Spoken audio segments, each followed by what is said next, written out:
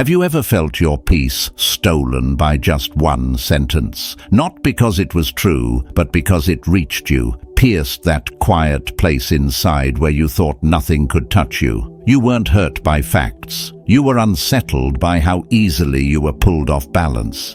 That's how power works today. Not through violence, but through provocation.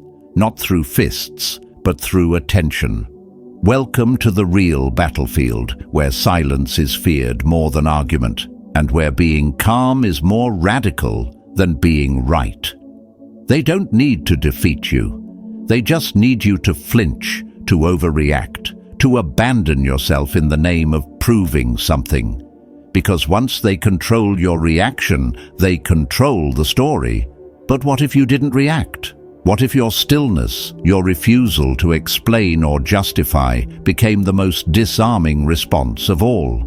That's what the Stoics mastered. In a world desperate for your attention, restraint becomes rebellion. Dignity becomes strategy. And silence becomes a form of dominance, not defeat. You were never meant to fight every opinion. You were meant to govern yourself so fully that no opinion can reach the throne of your mind. So today, we won't teach you how to argue better. We'll show you how to stop needing to argue at all. Stay with me. This might just change the way you win. 1. They never taught you how to hold your ground. They taught you how to behave, how to be liked, how to sit still and smile politely while the world spoke over you. But they never taught you how to stand your ground when silence is mistaken for agreement. Since childhood, you were praised for being easy, called mature when you swallowed your anger, applauded for being pleasant, even when something inside you was breaking. And so, you learned the quiet art of disappearing. No one warned you of the cost. That every time you chose to remain agreeable instead of truthful, you buried yourself a little deeper.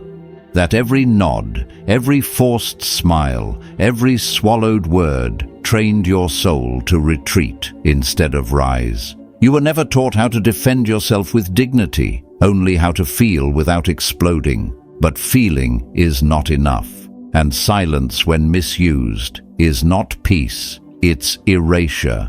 What they didn't teach you is this. Every time you react from pure emotion, you hand over the reins of your life. Not just your words, but your presence, your image, your direction. Emotions, though real, are like currency. In the wrong hands, they can be traded against you. And those who seek to manipulate, they know this. They don't need to raise their voice. They only need to press lightly, make one well-placed comment, and wait for you to flinch. Because the moment you reveal where you're sensitive, they know exactly where to press next. Picture this. You're in a meeting. A colleague drops a half-smile, half-joke that slices into your confidence.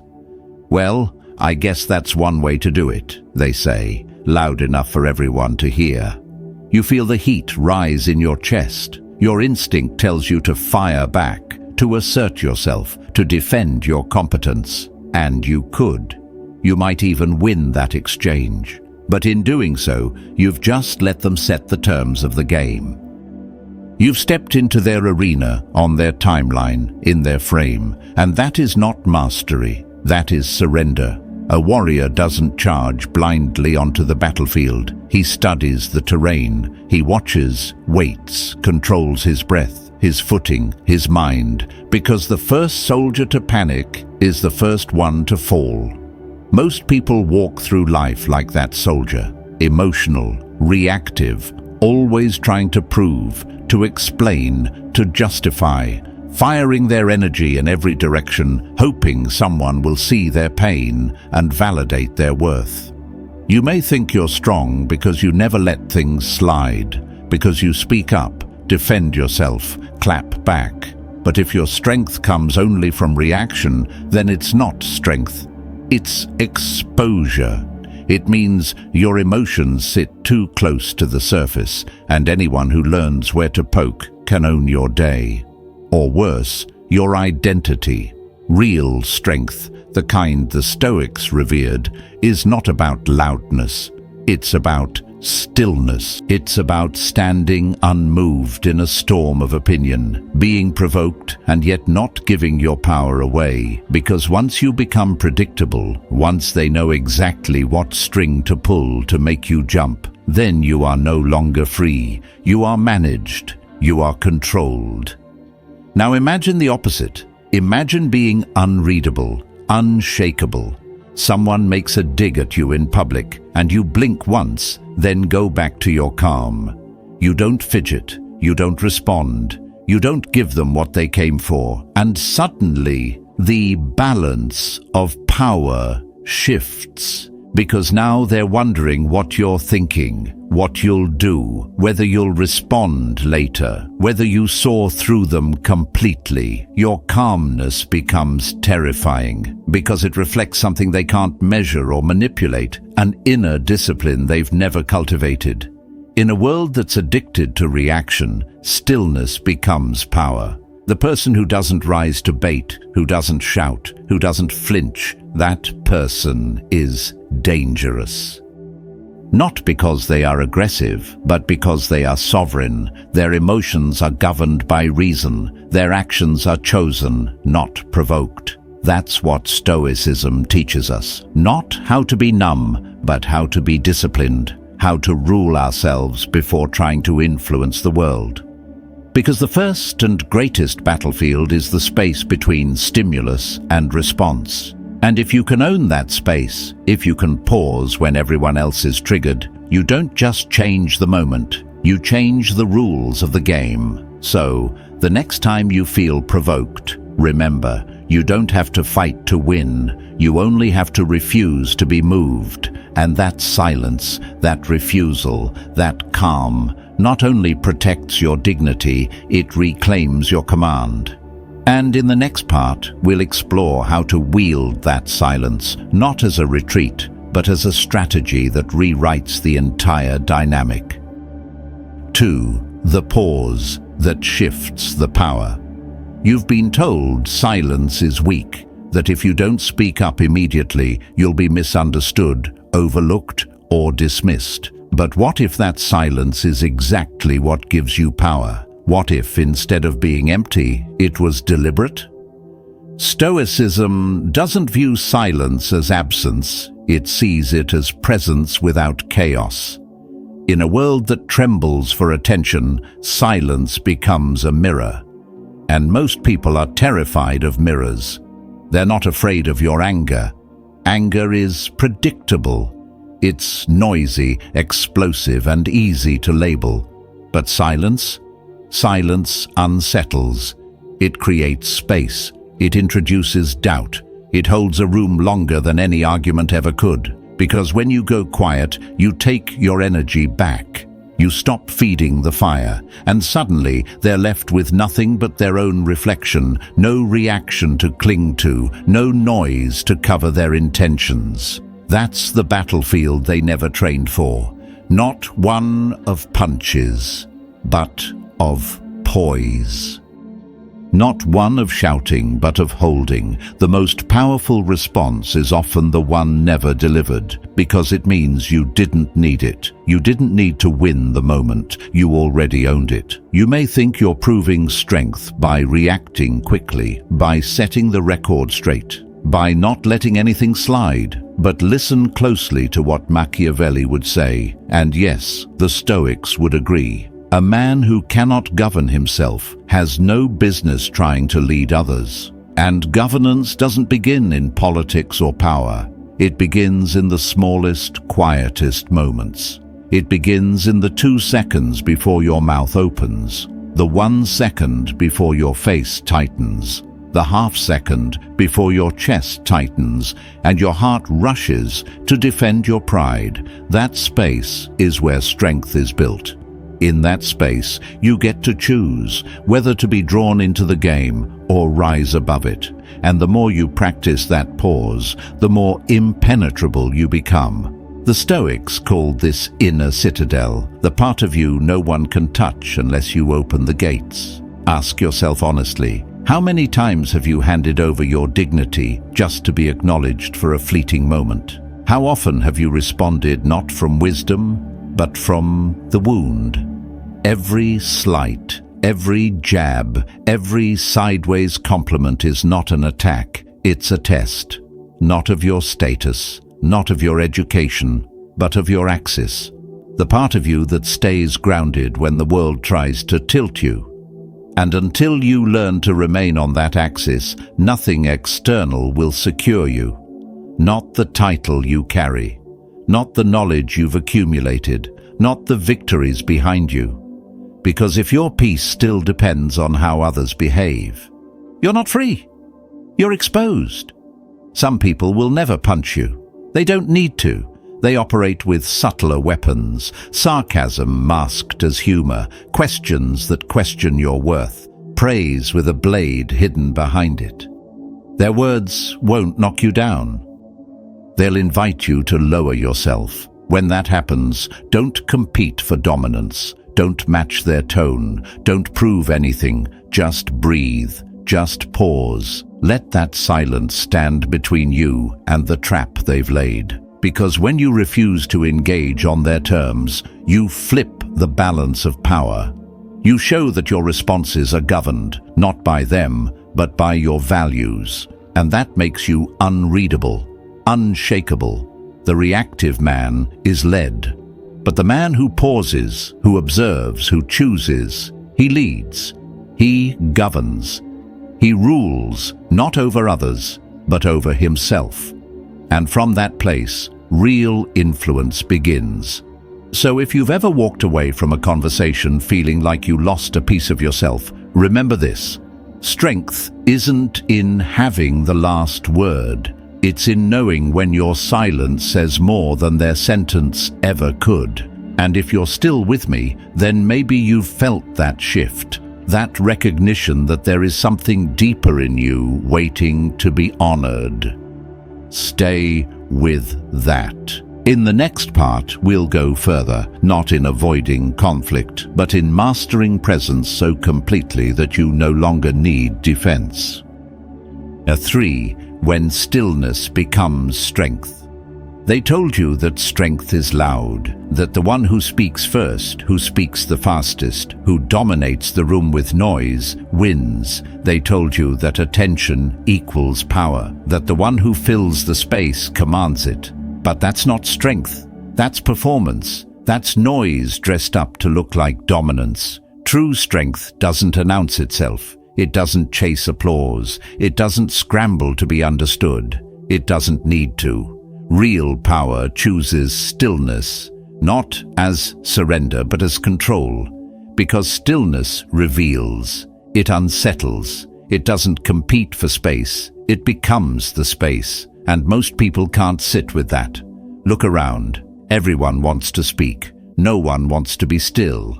Why? Because silence echoes. And in that echo, your own thoughts return to you. That's where truth lives, not in the noise you make, but in the silence you're willing to hold. The Stoics understood this well.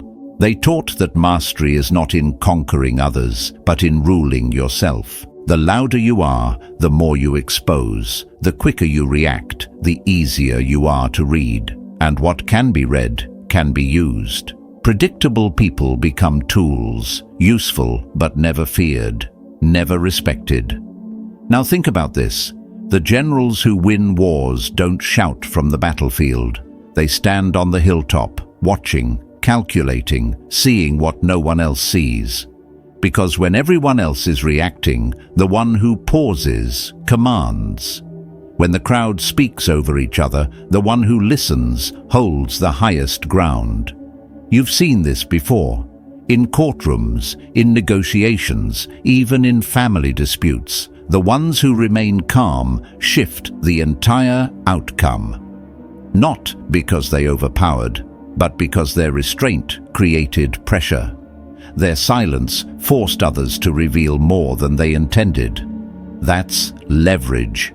That's real control. Stillness makes people nervous. It invites tension.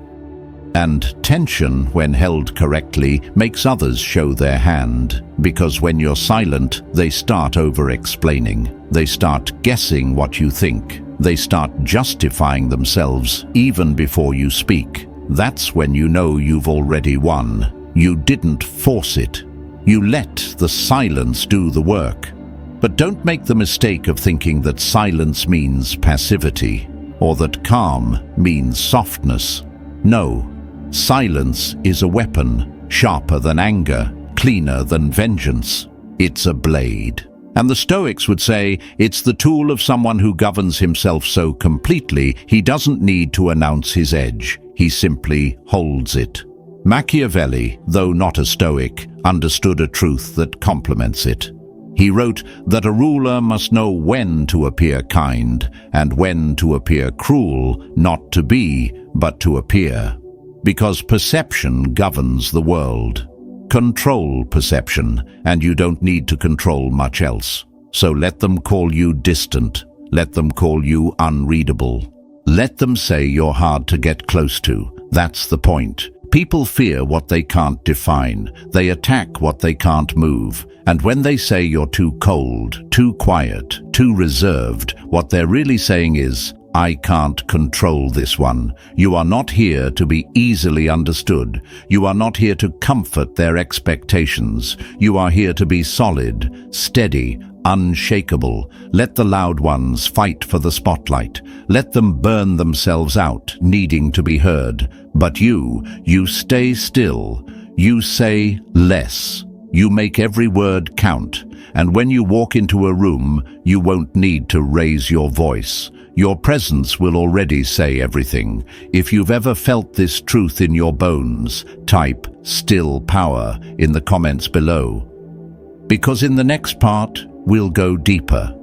We'll explore how to sharpen your presence so much that even in silence, your energy shapes the room. 4. Real control begins. Within control has never been about ruling over others. It's about ruling over yourself. In every confrontation, the true struggle is not external, it's within. And whoever wins that inner conflict wins everything else. You may believe you're being tested by the people around you, but you're not. You're being tested by your own undisciplined impulses, the part of you that still wants to interrupt, still wants to be right, still wants to feel significant. That's the true opponent. And that's where most fall, not for lack of strength, but for lack of mastery. Because they mistake volume for authority. They confuse speed with clarity. They believe that the first to speak wins. But the Stoics knew better. Every insult is bait. Every jab is a setup designed to pull you off balance, to make you step outside yourself and act from ego instead of essence. And the question is never, are you strong enough to fire back? The real question is, are you composed enough to remain still? Picture it. You're in a room. Someone throws shade. Maybe they mock you in front of others or question your ability with a smirk. All eyes turn to you. They're waiting for a reaction, but you don't move. You look, not with anger, not with fear, but with the clarity of someone who refuses to be pulled off center. That stillness becomes the loudest force in the room. Not because you silenced them, but because you didn't need to say a word. That's not suppression, that's self-command.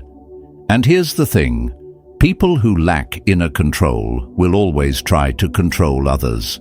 They poke at your calm, not because they're brave, but because they're hoping to break something in you that mirrors what they've lost in themselves.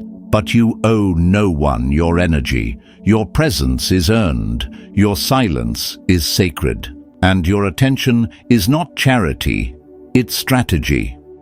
Silence, when held with awareness, becomes a mirror. And when you hold it up, people see what they've been trying to hide. They panic because they came for a fight. They came to feel powerful by making you flinch, but you didn't. And now they don't know who you are anymore. And in that not knowing, they lose control. This shows up everywhere, not just in arguments, but in meetings, at family dinners, in long-term relationships. There will always be someone trying to provoke you, not because they hate you, but because they rely on your reaction to feel significant. But when you refuse to play, the entire script flips.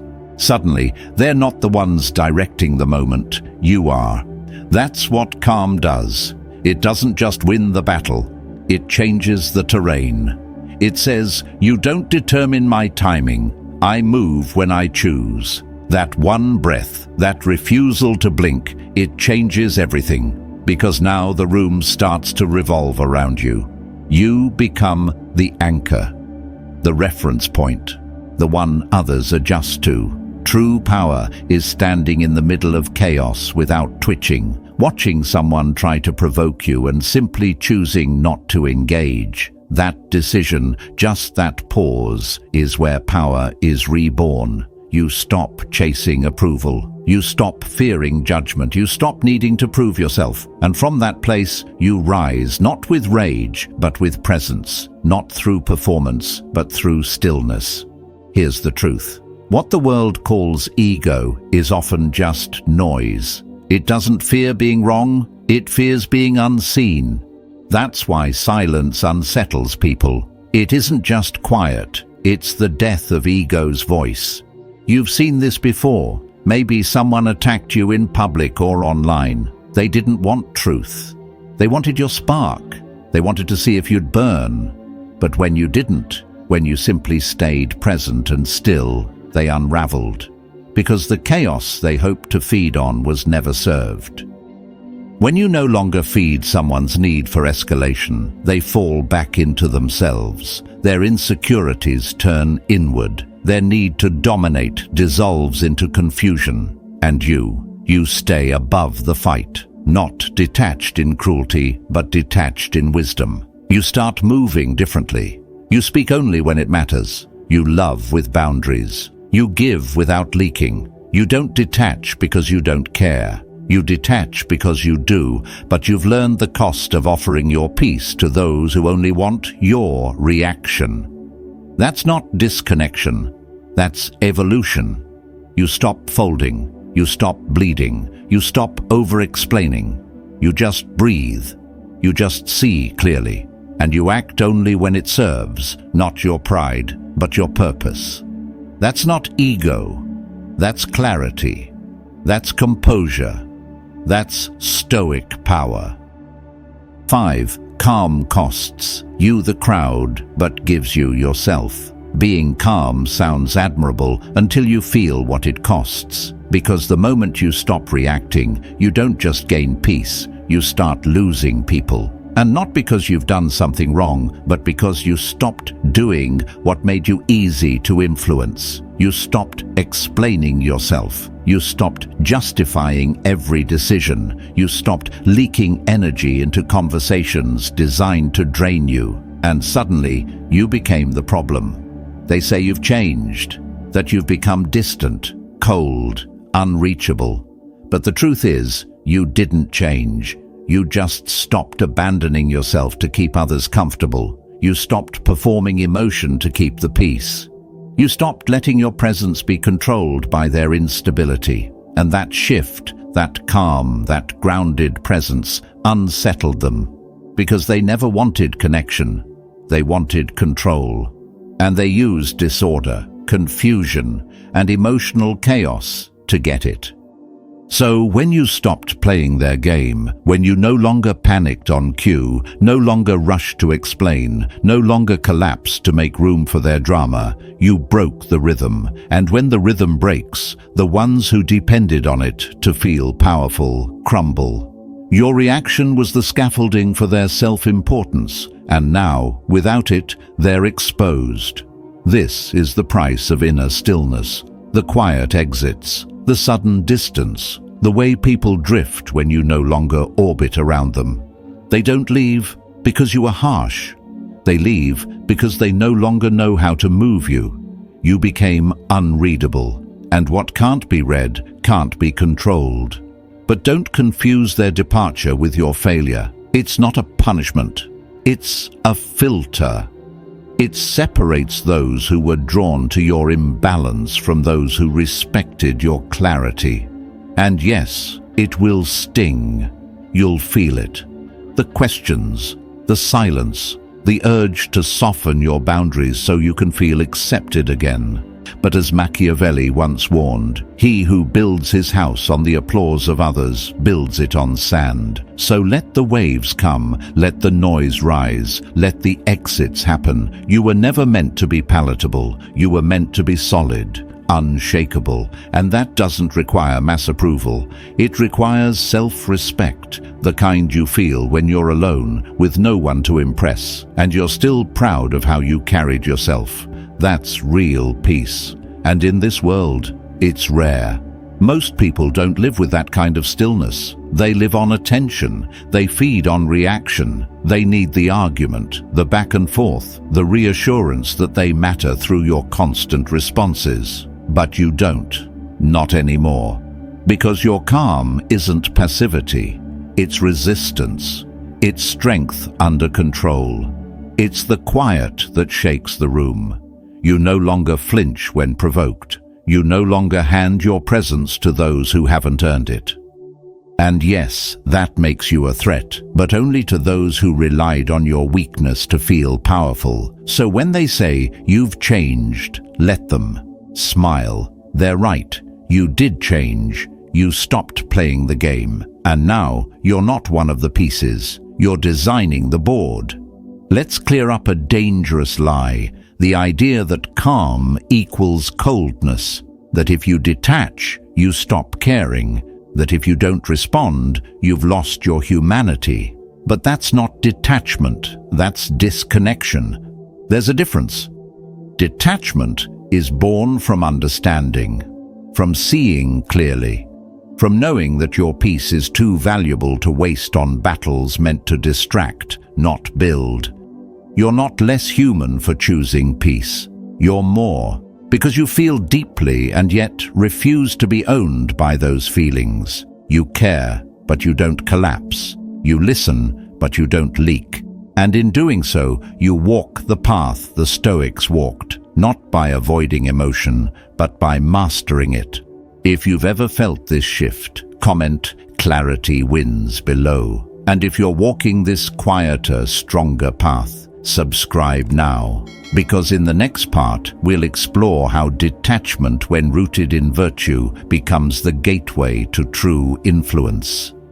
6. Detachment is strength in disguise. True detachment isn't about feeling less, it's about not letting feeling rule you. It's the discipline to stand in the fire of emotion, anger, love, grief, without letting it consume your reason. You still care, you still love, but you no longer abandon yourself in the process.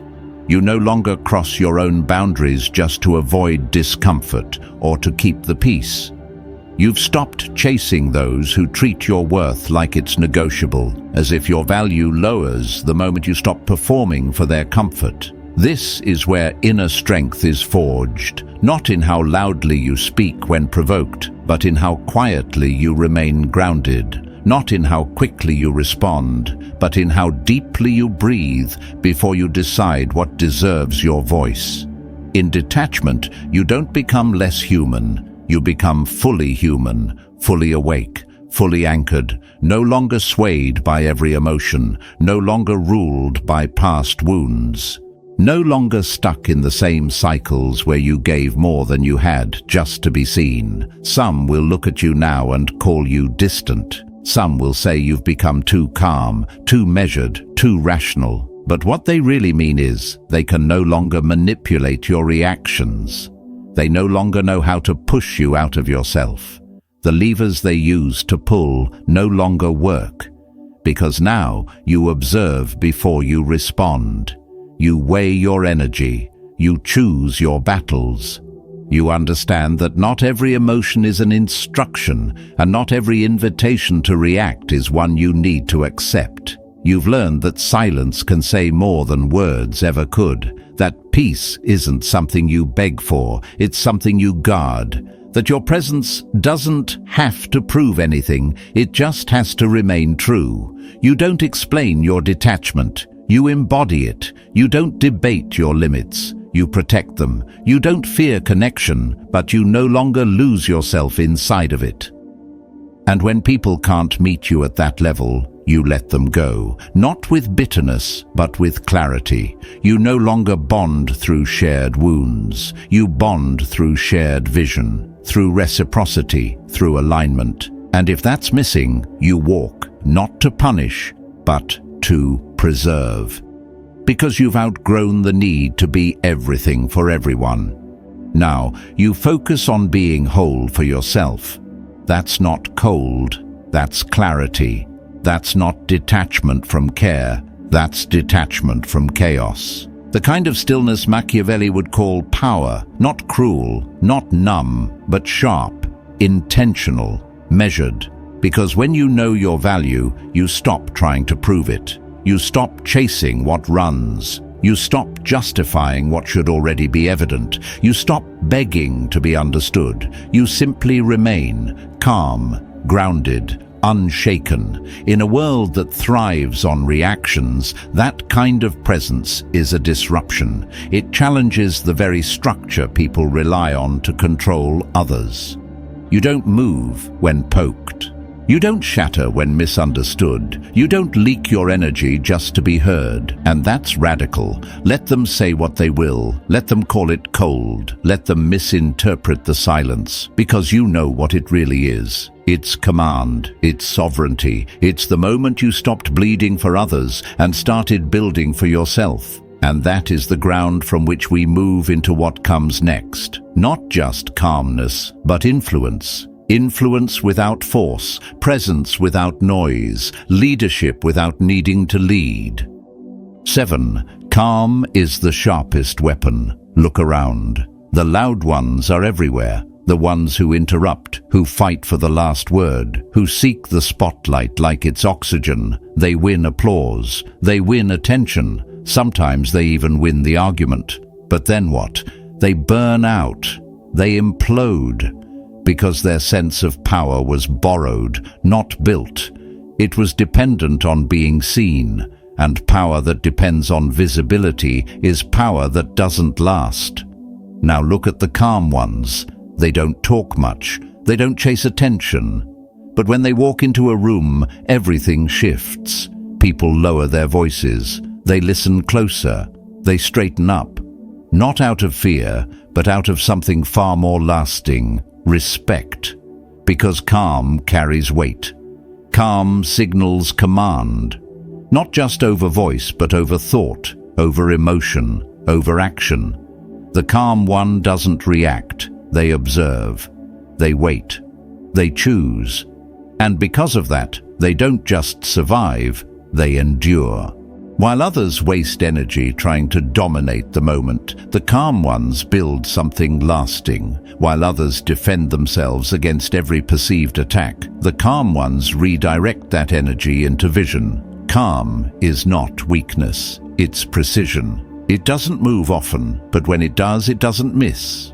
Machiavelli once said, "It is better to be feared than loved, if you cannot be both." But the calm one doesn't need to choose. They command both without ever asking, because their presence speaks before their mouth does. Their restraint cuts deeper than any outburst.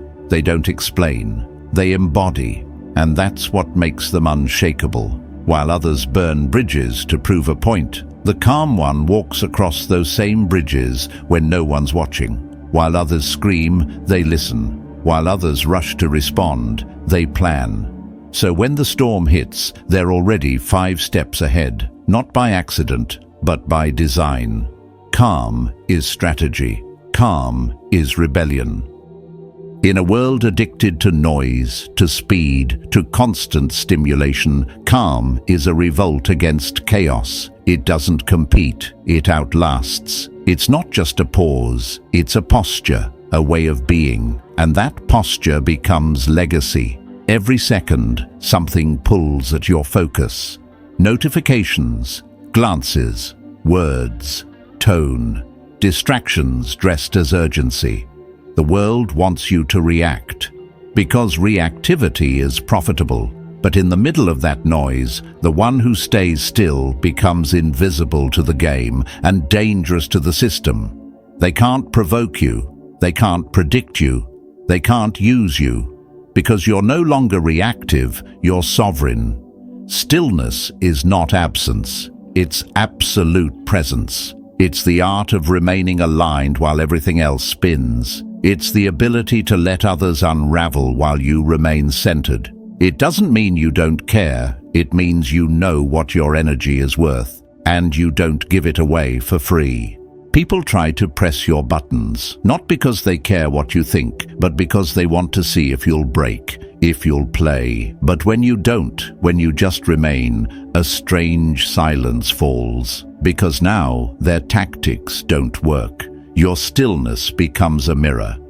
In it, they see their chaos, their desperation, their need to be obeyed, to be right, to be seen.